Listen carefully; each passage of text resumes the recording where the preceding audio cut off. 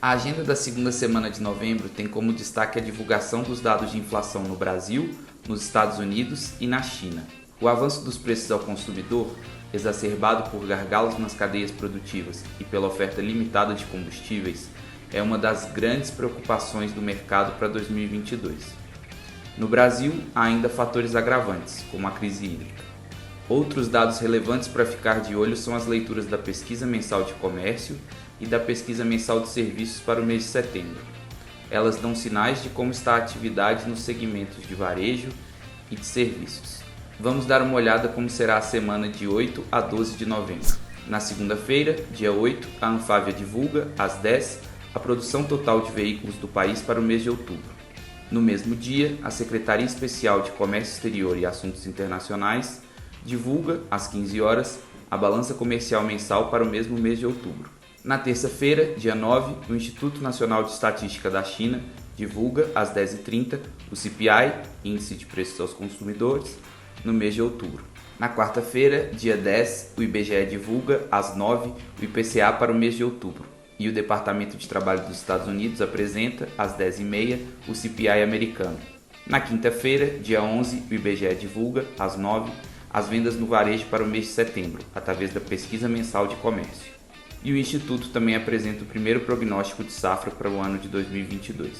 No mesmo dia, a Agência Nacional de Estatísticas da China anuncia, às 23 horas, a taxa de desemprego no país para o mês de outubro. Na sexta-feira, dia 12, o IBGE divulga, às 9, a Pesquisa Mensal de Serviços de setembro. Para quem não conseguiu acompanhar, aqui vai o resumo da semana de 1 a 5 de novembro. Na quarta-feira, dia 3 de novembro, o Banco Central dos Estados Unidos anunciou o início da retirada de estímulos à economia, conhecido como tapering. Os investidores reagiram positivamente à fala do presidente do Fed, Jerome Powell. Ele disse que o movimento poderia ser recalibrado a depender do avanço dos indicadores econômicos. No Brasil, a ata da última reunião do Comitê de Política Monetária, o Copom, permitiu um certo alívio aos investidores. A interpretação do documento é de que o Banco Central usou uma linguagem mais dura em relação aos problemas fiscais do país, e isso trouxe algum alívio, ajudando a empurrar os juros futuros para baixo e aprofundando, dessa forma, a inversão da curva. Ainda na noite de quarta, a atenção dos agentes locais se voltou para a votação da PEC dos precatórios.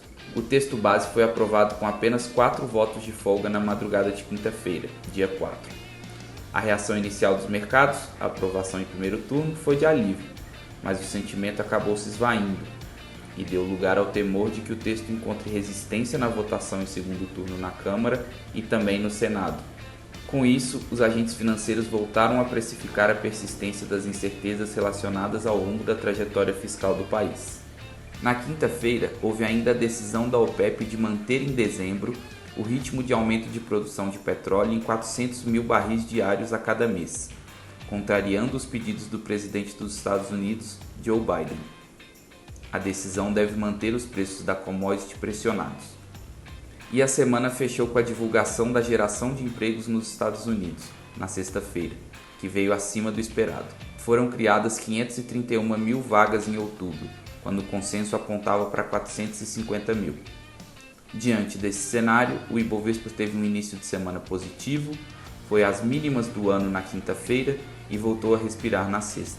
O dólar, que vinha do seu maior patamar anual, teve um respiro no meio da semana, voltou ao patamar de 5,60 e depois fechou o período com nova queda.